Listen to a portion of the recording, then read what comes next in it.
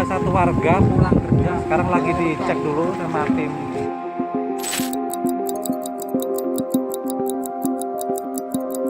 Nama cesium-137 mendadak viral, bukan hanya memicu reaksi publik, tapi terutama mengguncang industri udang nasional pertengahan Juli 2025 lalu.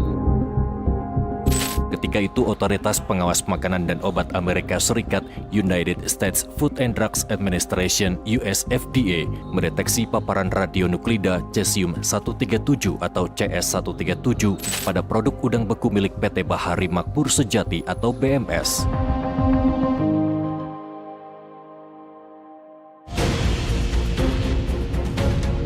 PT BMS masuk dalam red list. Selain dilarang memasukkan produknya ke Amerika Serikat, sejak Agustus 2025, BMS juga diwajibkan menarik produk udangnya dari gerai-gerai retail modern karena ditengarai merusak kesehatan sebagai dampak dari paparan cesium-137.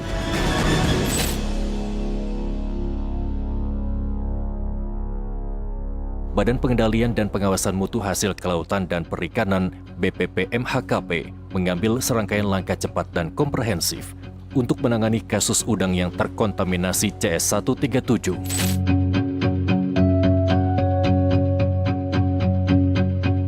Investigasi dan penelusuran dilakukan menggandeng Badan Pengawas Tenaga Nuklir Bapeten dan Badan Riset dan Inovasi Nasional BRIN.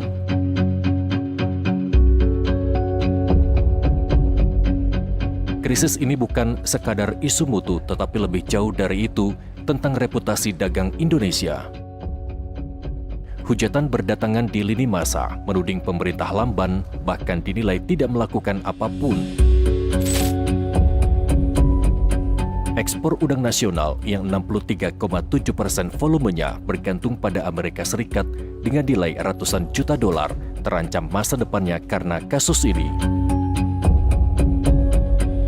Bukan hanya industri udang yang terancam kehilangan arah, para petambak pun kehilangan pemasukan.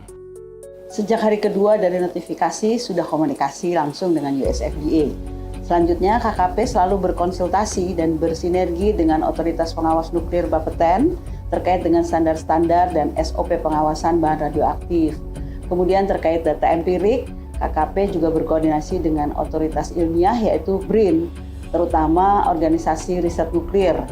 Dari koordinasi dengan kedua entitas tersebut, KKP mendapatkan data dan informasi yang bersifat scientific based dan evidence based sebagai dasar dalam menentukan kebijakan lebih lanjut.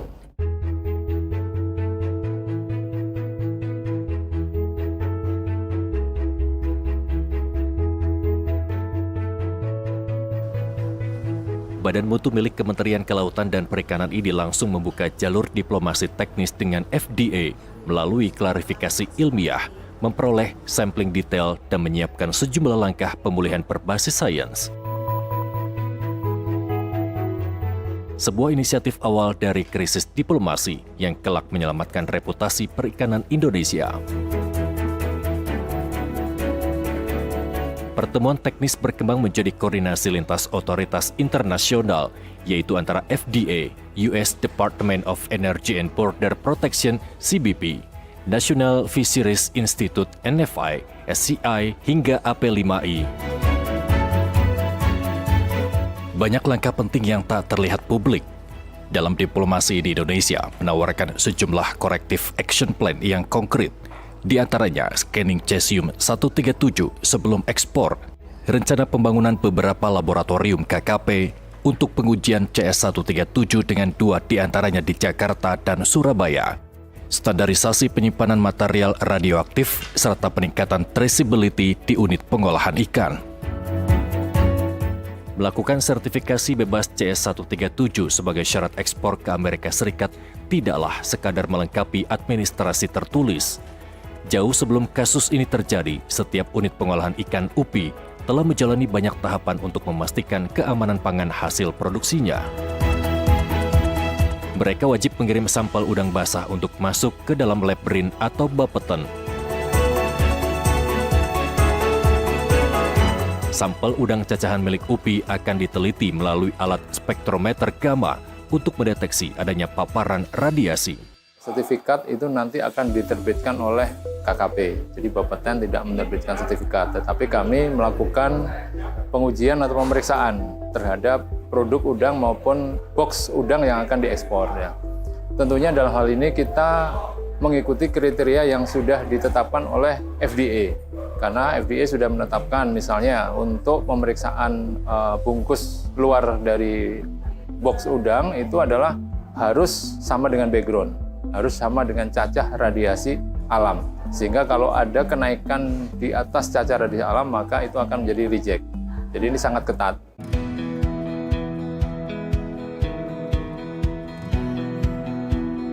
Kementerian Kelautan dan Perikanan dalam kasus Cesium 137 menjadi terobosan baru diplomasi berbasis sains. KKP telah mempersiapkan dan membangun tata laksana sertifikasi Cesium 137 pada udang ini dengan SOP sesuai dengan ketentuan dan standar USFDA yang berfokus utama pada lokus pemindaian dan pengujian. Pada pelaksanaannya, KKP telah mensosialisasikan kegiatan tersebut berikut SOP teknis sehingga UPI memahaminya. Selain itu, KKP melalui Badan Mutu telah menunjuk 214 inspektur mutu yang ditugaskan ke UPI di Jawa dan Lampung untuk melaksanakan sertifikasi tersebut. Di sisi lain, untuk menjawab tantangan keterbatasan infrastruktur dalam mendukung pemindaian dan pengujian, KKP bersinergi dengan instansi terkait seperti Bapeten, BRIN, Gegana Polri, dan sedangkan untuk pengujian KKP telah menunjuk 4 laboratorium berdasarkan approval langsung dari USFDA.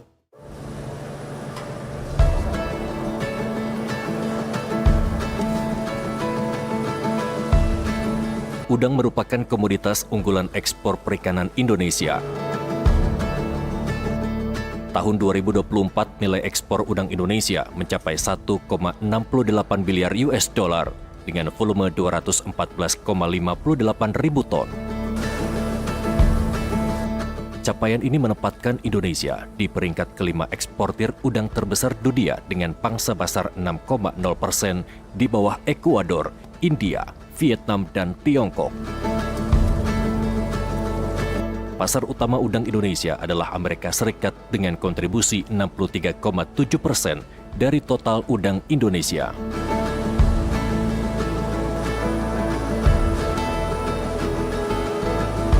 Sebelum dinyatakan layak ekspor, para eksportir wajib memenuhi berbagai persyaratan agar produk udang miliknya layak konsumsi global. Di antaranya harus memiliki sertifikasi yang menandakan bahwa produk udang yang dikirim memenuhi standar keamanan pangan, kualitas, dan berkelanjutan lingkungan.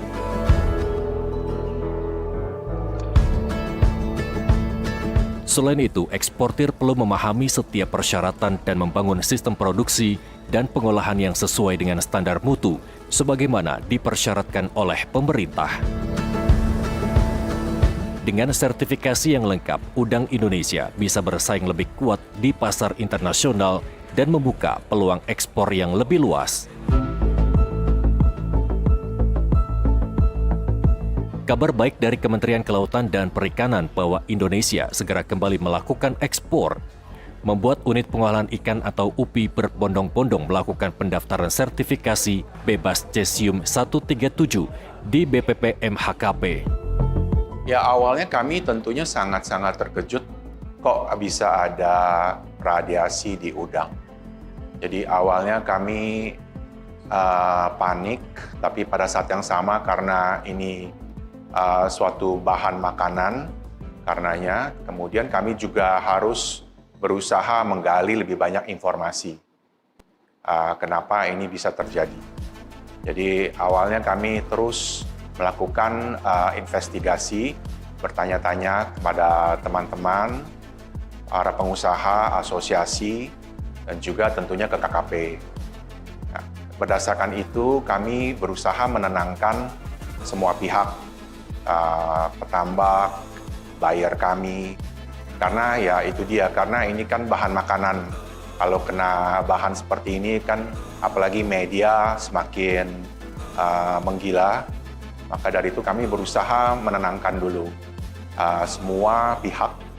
Kami melakukan suatu pencerahan kepada mereka bahwa kemungkinan besar ini hanya isolated incident. Jadi kami berusaha mencari solusi tercepat. Tahapan ini dinilai oleh pakar bidang ketenaga nukliran Jarod Sulistyo Wisnubroto sebagai langkah tepat yang dilakukan oleh Kementerian Kelautan. Jarod memberi masukan pada pemerintah agar kasus Cikande tak terulang. Pemerintah melakukan pengecekan ketat di kawasan industri dan di pelabuhan dengan memasang portal scanning Cesium 137. Pertama adalah buat namanya gawang deteksi atau portal monitor, radiation portal monitor. Mungkin Bapak Ten atau Pak Mehmet, Pak Muhammad Subekti udah cerita itu. Sehingga di setiap pelabuhan kita itu ada gawang deteksi radiasi. Kalau ada kontainer keluar masuk, sekecil apapun itu mengandung cesium 137 sebagai contoh, bisa terdeteksi. Tidak hanya di pelabuhan, di pintu gerbangnya si Cikande seperti itu. Sehingga jauh hari sudah tahu, sebelum kita sampai Amerika, kan itu kebobolan itu. Amerika mendeteksi, dikit gawang kita di portal monitor kita nggak mendeteksi, padahal Tanjung Priok itu ada.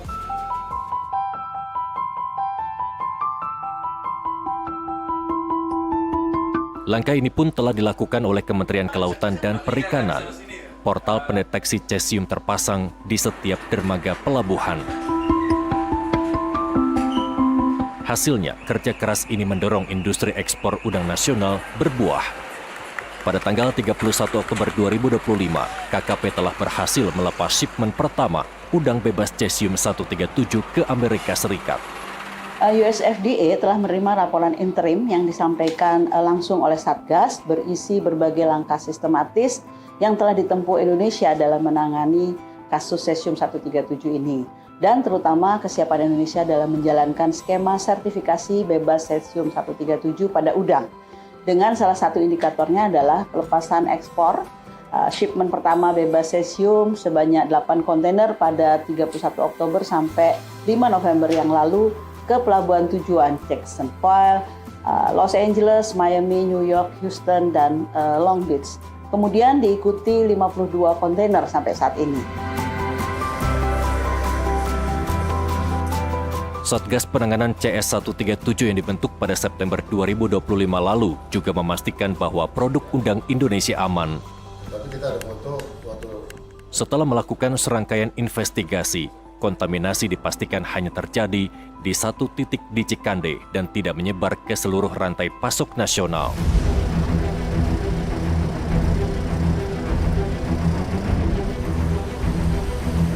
Seluruh kawasan industri modern Cikande sampai hari ini dijaga ketat. Kendaraan yang keluar masuk di screening satu persatu dengan alat pendeteksi CS137.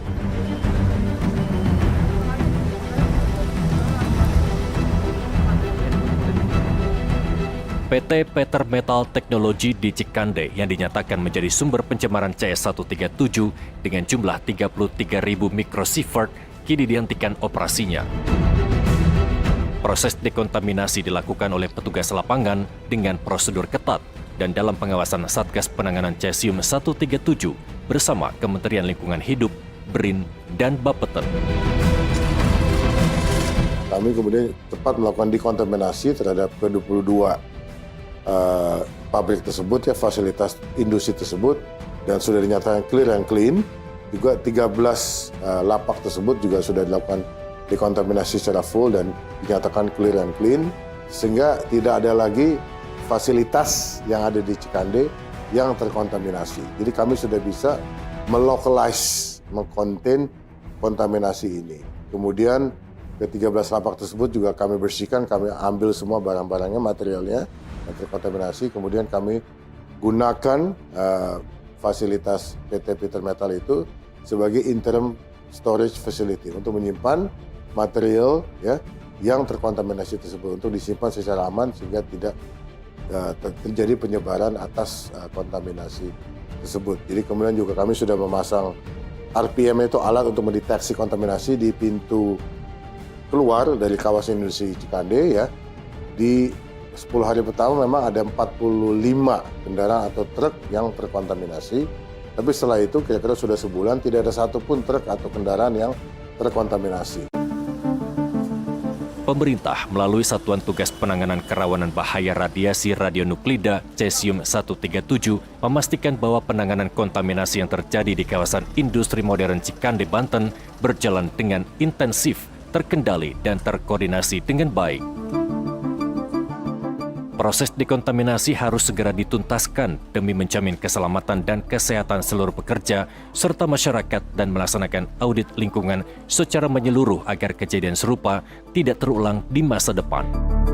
Perkembangan 3 bulan ini memang kondisi di Cikande sendiri sudah dilakukan kegiatan-kegiatan dekontaminasi secara besar-besaran yang saya pikir lingkupnya kalau kita bandingkan dengan kasus yang tahun 2020, 2021 Batan Indah berbeda sama sekali karena ini bisa 100 kali lipat kapasitasnya dan proses itu tentu melibatkan banyak para pihak terutama kementerian dan juga dari badan KL yang ada di pemerintahan. Dan terkait dengan 3 bulan ke depan saya pikir suatu proses yang penyelesaian ya udah masuk ke finishing menurut saya. Penduduk sudah mulai diregulasi balik untuk area-area yang udah aman, kemudian juga produk-produk perikanan sudah mulai diekspor. Perlahan, kegiatan ekspor kembali menggeliat. Akankah ini menjadi tanda pulihnya industri udang nasional secara menyeluruh? Sertifikat bebas cesium 137 telah diberangkatkan secara simbolis. Boleh kita berikan.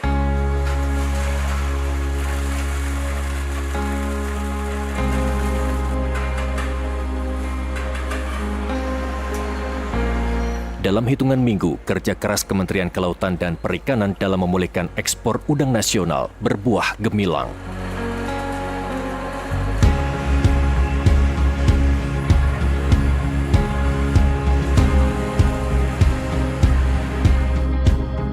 Oktober 2025, situasi bergerak positif setelah US FDA penunjuk KKP sebagai Certifying Entity. KKP bersama Bapeten melakukan simulasi scanning, sampling, dan finalisasi SOP. Hingga akhirnya pada akhir Oktober FDA resmi menunjuk KKP sebagai Certifying Entity. Berdiri dulu Bu Is.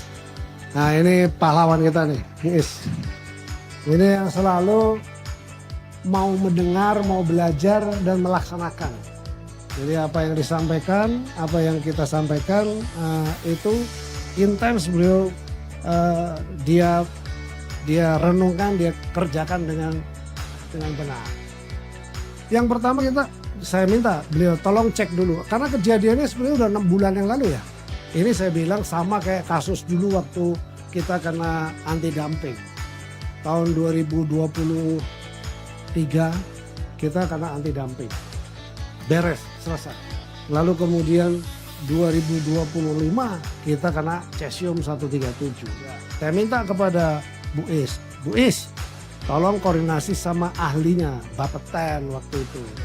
Di tambaknya tidak ada Pak, aman. Kemudian di pabrik juga tidak ada. Tapi sekarang ditemukan Pak, di mana? Di atas, di tempat cerobong udara. Oh, kalau gitu cek sekitar. Cek sekitar ditemukan ada tumpukan-tumpukan besi, kandungan cesiumnya tinggi sekali. Lalu cek lagi ternyata ada pabrik peleburan baja di situ yang menggunakan bahan baku eks limbah nuklir yang seharusnya tidak boleh. Kami yakinkan kepada US FDA bahwa Cesium 137 hanya terlokalisir di situ dan kita menggaranti untuk itu bisa dilokalisir dan tidak akan terjadi untuk di tempat yang lain.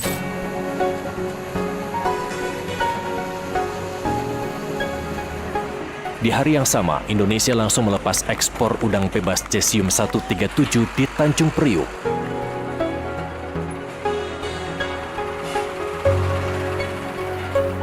Lepasnya Indonesia dari situasi ini hanya dalam hitungan minggu menjadi tonggak baru penegakan diplomasi berbasis scientific dialog. Kasus Cesium 137 juga menjadi awal industri perikanan memperkuat tata kelola sesuai CPIB dan HICCP. Bukan hanya itu, pulihnya industri udang Indonesia dalam hitungan minggu juga menunjukkan sistem mutu Indonesia terbukti berlapis, kredibel, dan sesuai standar internasional. Udang Indonesia tetap memiliki kualitas terbaik di dunia, cita rasa, nutrisi, dan standar tersendiri. Tentu ke pasar internasional kami ingin meyakinkan bahwa Indonesia itu mengekspor produk perikanan yang memang sesuai standar, aman dikonsumsi, dan khusus untuk pasar Amerika kita mengikuti bagaimana ketentuan yang dibuat oleh USFDA. Dan kami akan komit melakukan itu, dan anggota-anggota kami juga komit, dan kita sudah mengirimkan pesan-pesan itu bahwa apapun yang dipersyaratkan USFDA kita akan ikuti. Gitu.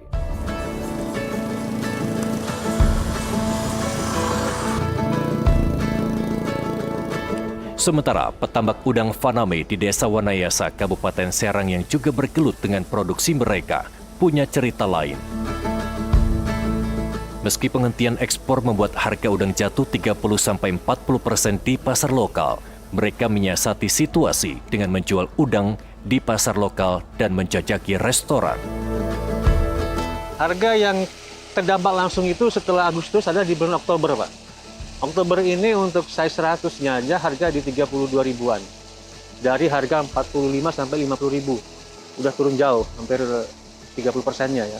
Nah, di bulan ini, November ini sudah ada informasi permintaan udang ya, baik di tingkat lokal kita untuk size 100 sudah di angka 47 ribu, Pak. Ya, sudah agak membaik dibandingkan dengan bulan kemarin. Ya, harapannya nanti di bulan Desember bisa naik kembali atau bertahan minimal di harga yang sama di bulan November. Tapi kami memang target paling di 150, Pak. 50 ini pasarannya memang di 70 ribuan lah ya. Awal buka tambak ini mayoritas udang kami akan jual lokal ya, domestik. Baik itu panen mati yang kita jual di Muara Angke maupun yang panen hidup yang kita suplai langsung ke restoran. Sisanya kalau memang tidak tertampung di pasar lokal ya baru kita lempar ke pabrik. Itu pun dengan harga yang mungkin masih di bawah dari harga jual restoran atau harga jual udang lokal kita.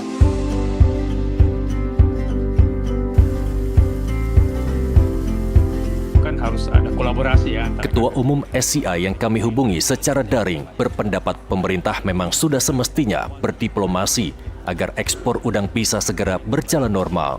Nah, oleh karena itu tentu ini bagian yang perlu diperankan oleh pemerintah kita ya, bagaimana diplomasi, bagaimana menangkis isu-isu negatif di luar sana terhadap udang kita.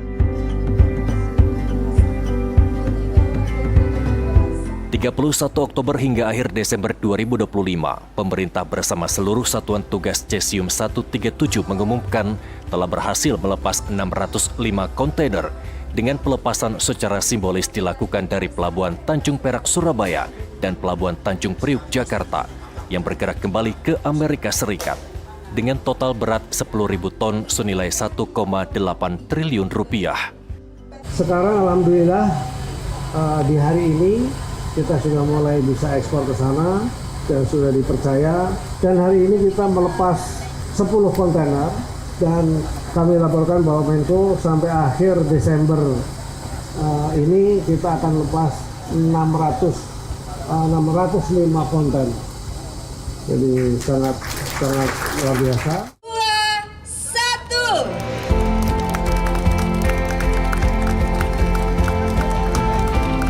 Pelepasan ekspor ini menjadi momentum strategis bagi Indonesia untuk memulihkan kepercayaan internasional, memperkuat posisi sebagai produsen udang dunia, dan menunjukkan bahwa isu Cesium 137 telah ditangani secara komprehensif, tuntas, dan bertanggung jawab.